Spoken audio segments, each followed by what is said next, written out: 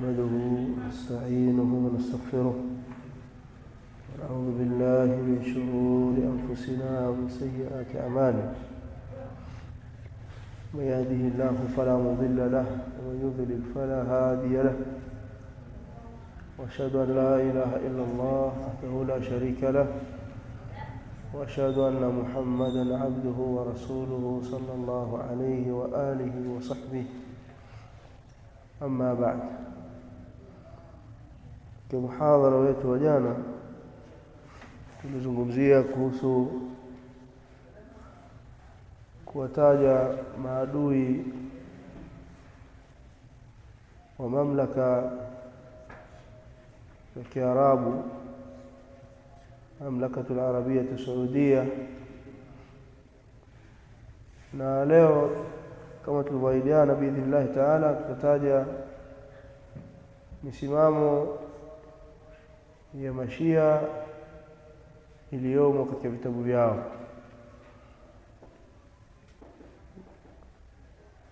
Kwa hiyo nitakana kila mtu atambue kwamba sisi tunapoongea kuhusu Mashia tunaongea tukiwa tunawatahadharisha watu na shari ya Shia, hasa watu wautambue ushia kama ulivyo ndani ya vitabu vyao, na hiyo ndio misimamo yao. Wao utambue ushia, ufahamu ushia kama ulivyo katika vitabu vyao. Na tumesema pia jana kwamba masala ya hisia ni ya kuweka pembeni, hasa tunapozungumza maudhui kama hizi, kwa sababu ni maudhui hasasa, ni maudhui ambayo zinagusa wakati mwingine mahala pake.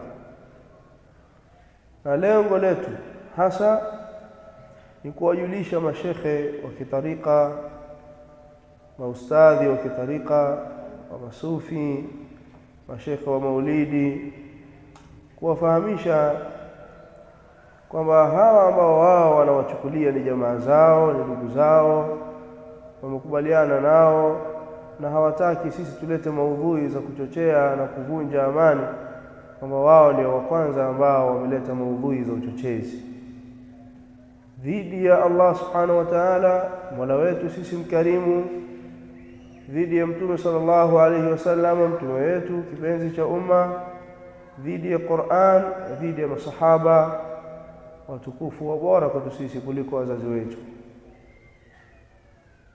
Kwa hiyo inatakikana wafahamu hilo.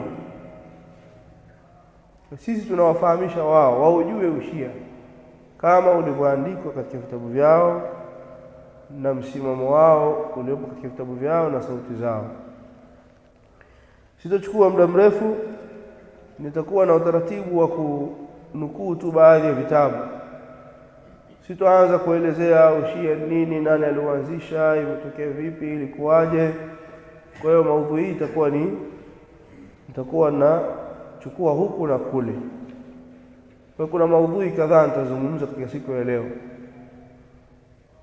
Kwa vile vitabu ambavyo tutavitaja kuna haja ya kuvinukuu na kurasa zake.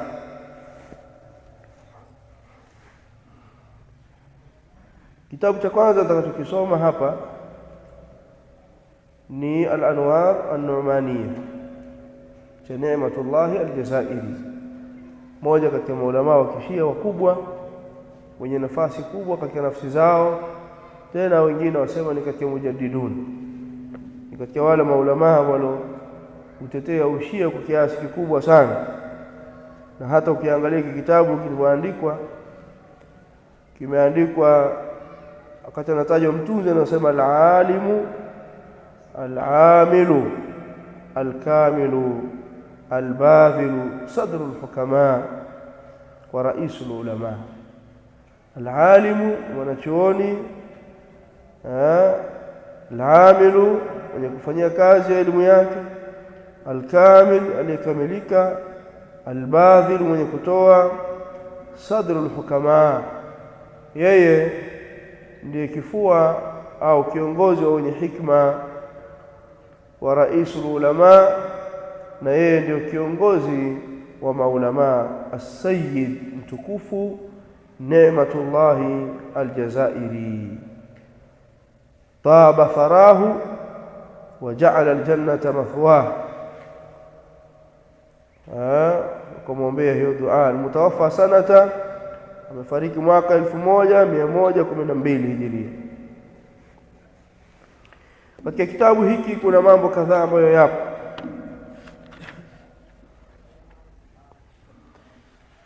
Jambo la kwanza, nitanukuu maneno yake akizungumzia kuhusu msimamo wa Mashia juu ya utofauti ambao upo kati yetu na wao wanatuchukulia vipi, wanaotuchukulia sisi na wanaoaminishana kuhusu sisi. Katika ukurasa wa 191 juzu ya pili ukurasa wa 191 alikuwa akiwazungumza Ashaira na Masuni. Akafika mahala akasema, wahasiluhu, ilivyo kwa mukhtasari wake ni kwamba inna lam najtami, hakika sisi hatuja kusanyika maahum, pamoja nao. Sisi hatuungani na wao, yani Masuni na Ashaira na wengine, ala ilahin, juu ya Mungu. Sisi hatuungani na wao juu ya Mungu, wala ala nabiyin, wala juu ya nabii, hatuungani nao juu ya nabii, wala ala imamin, wala juu ya imamu. Alafu akatoa maelezo, wadhalika annahum, na hivyo ni kwa sababu wao yaquluna, wanasema, inna rabbahum huwa alladhi kana Muhammadun sallallahu alayhi wasallam nabiyahu, hakika wao wanasema hakika Mola wao mlezi ni yule Mola ambaye Mtume Muhammad ndiye mtume wake. Kwa sababu wao wanasema Mungu au Mola wa Muhammad, kwamba Mola wao ni yule Mola wa Muhammad ambaye Muhammad ni nabii wake, wa khalifatuhu ba'dahu Abu Bakar. Na hiyo pia ni kwa sababu wao wanasema khalifa wa mtume baada yake mtume ni Abu Bakri. Hiyo ni kwa sababu wao wanaamini hivyo. Wa nahnu la naqulu bihadha rabb, na sisi hatusemi, hatuitakidi kunako huyu Mola, wala bidhalika nabii, wala hatumkubali huyo nabii, bal tunasema inna rabba alladhi khalifatu nabiyihi Abu Bakri, bali sisi tusema kwamba hakika Mola na Mungu ambaye khalifa wa mtume wake ni Abu Bakri, laisa rabbuna, si Mola wetu, wala dhalika nabiyu nabiyuna, wala yule nabii ambaye khalifa wake ni Abu Bakri si mtume wetu. Sasa maneno yalikuwa hatari, haikishia maneno hatari sana ambayo inatakikana wayasikie na wayafahamu wale ambao wanawekea vifua Mashia. Kuna mahala pengine alikuwa akizungumza kuhusiana na uwezo wa Ali ibn Abi Talib, namna Ali ibn Abi Talib anaweza kumuingiza mtu motoni na kumuingiza mtu peponi. Lakini kwa sababu nataka nianze tu na hili hapa ambalo nimelitaja, niishilie kwenye hili kwanza. Kuna kitabu kingine kinaitwa Mawsu'a As'ilatul Aqaidiyya. Hii ni mawsu'a, masali ya kiitikadi,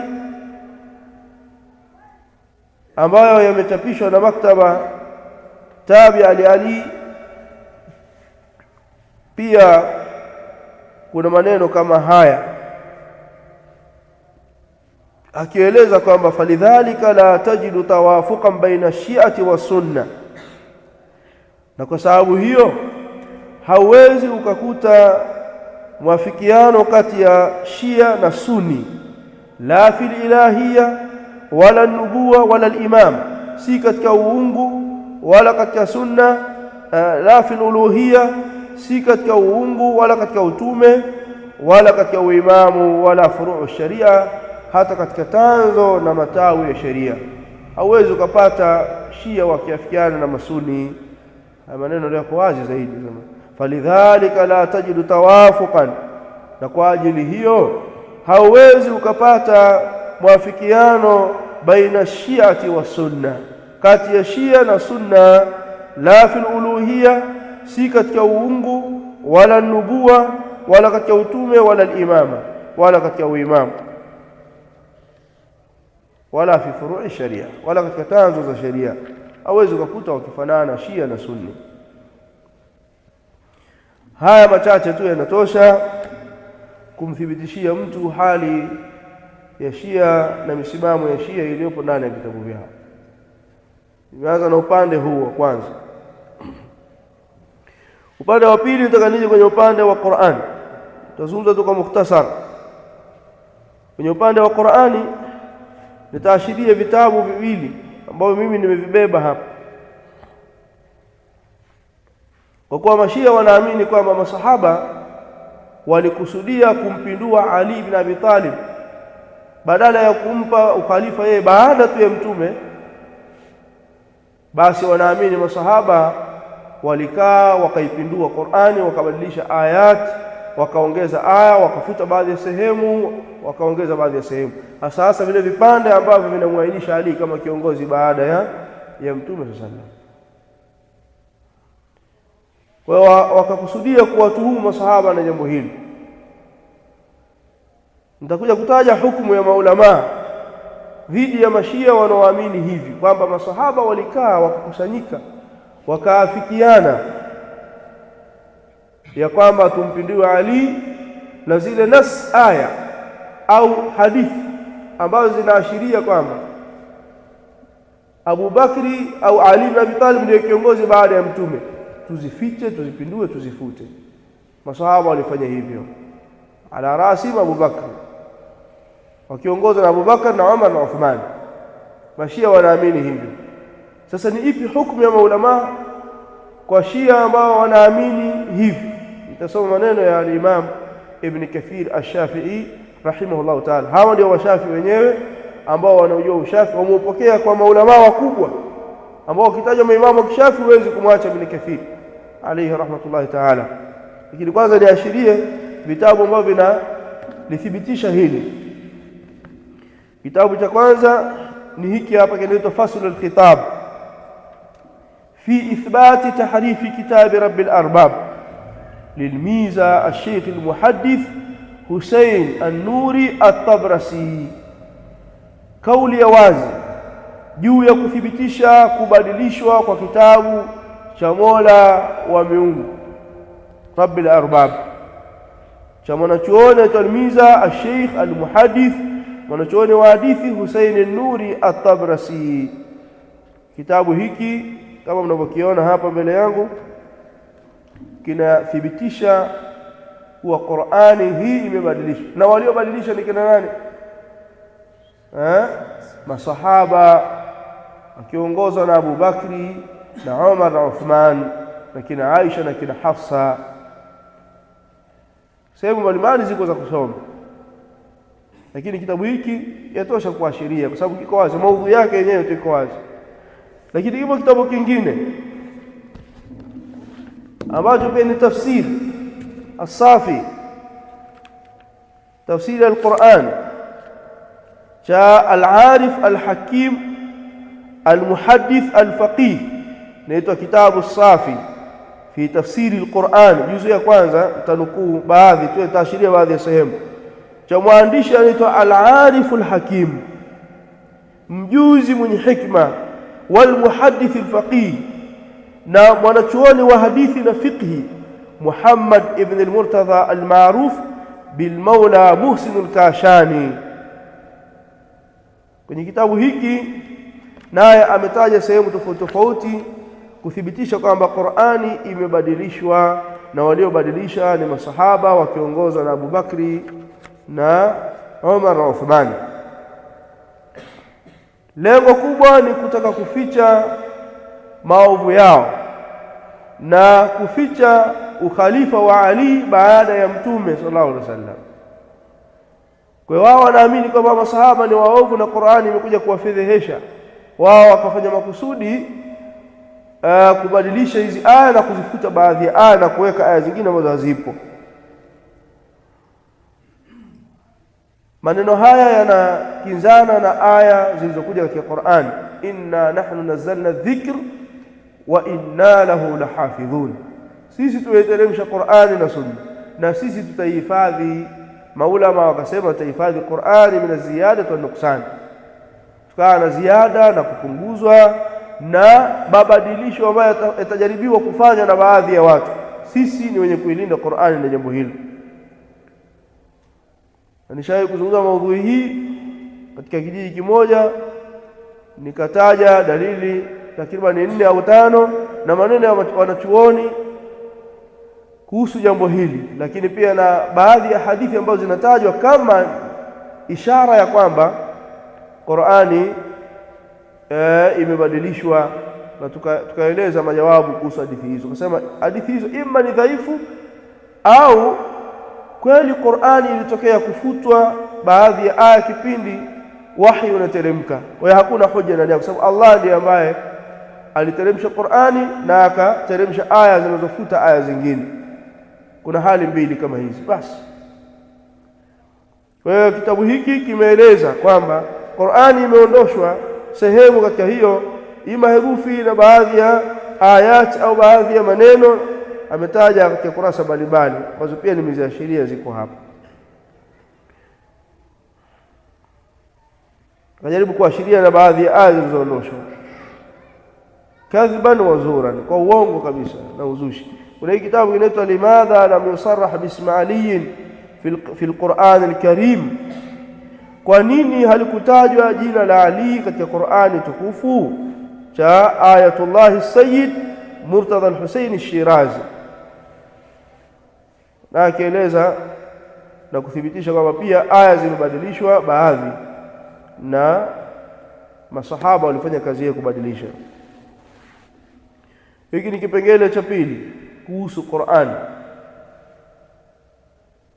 Kipengele cha tatu, tulishawahi kunukuu maneno ya kwamba Mashia wanaamini maimamu wao 12 ni bora kuliko manabii, na nikanukuu maneno ya kiongozi aliyetangulia wa Al-Khomeini wa daula ya Iran, wa serikali ya Iran, katika kitabu cha Al-Hukumat al-Islamia.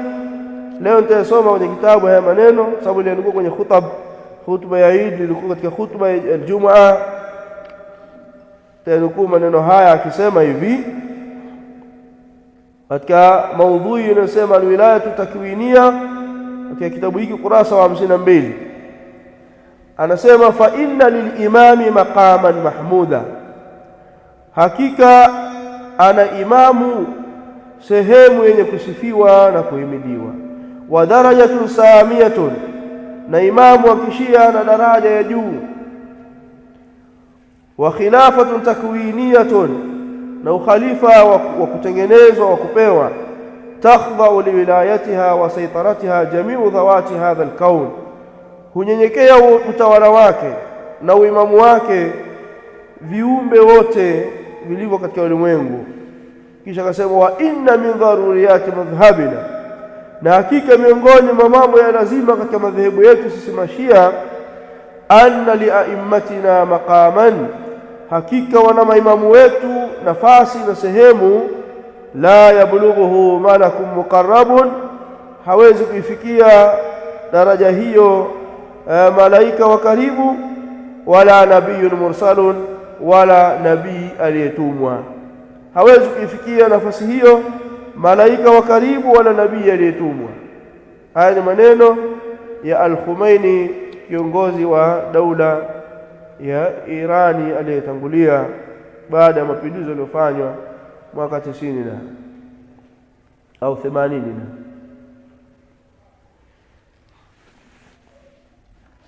Kwenye kitabu kingine inaitwa Usulul Kafi cha Al-Kulaini, kina juzuu 2, Muhammad bin Yaqub Al-Kulaini. Hiki hapa pia wameandika daraja na nafasi za maimamu wao wa Kishia, wakisema kwamba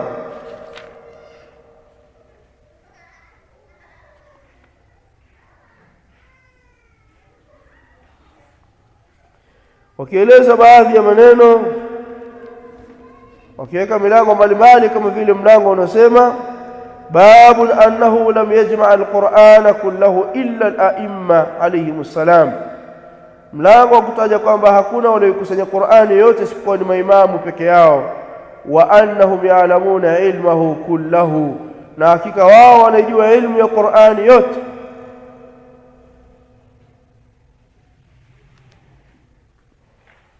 Katika juzuu ya pili katika mlango mwingine Al-Kulaini anasema babun laula anna al-a'immata alayhimus salam yazdaduna la nafidha ma indahum, laula anna al-a'immata yazdadun, lau si kwamba maimamu wanaongezeka vingeisha vilivyokuwa mbele yao. Alafu chini akasema babun anna al-a'immata ya'lamuna jami'a al-ulum, mlango wa kutaja kwamba maimamu wanazijua elimu zote alati kharajat ila almalaikati wal anbiya'i war rusul, zilizopelekwa kwa malaika na manabii na mitume.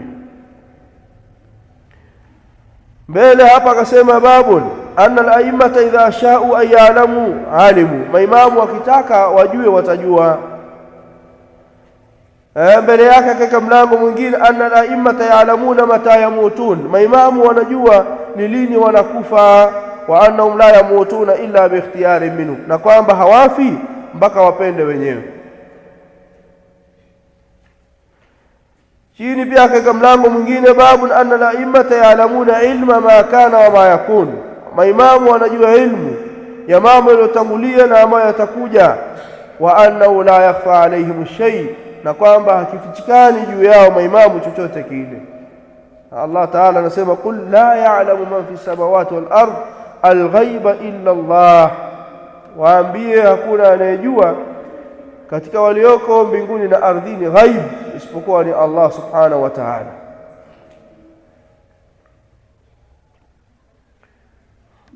Wakawa wanajaribu kutaja riwaya mbalimbali wanazitaja, na kuna siku sisi tulisema hapa kwamba Mashia katika vitabu vyao hakuna vitabu ambavyo vina isnadi sahihi.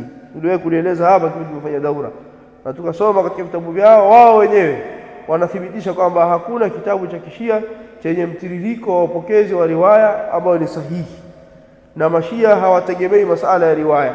Kwa hiyo Ushia umejengwa katika habari tu za kuzungumza, ni habari ambazo ikitajwa isnadi wanasema tunataja isnadi kwa ajili ya kutabaruku tu, pili kwa ajili ya kuwazuga maadui zetu. Wanataja mtiririko wa rijali, lengo ni kutabaruku, kutafuta baraka. Jambo la pili wasema kuwazuga maadui wa Kishia, maadui wa Shia, maadui wa Ushia. Kwa wao wanasema hivi. Kwa hiyo ni maudhui ya tatu. Hii ni maudhui ya tatu.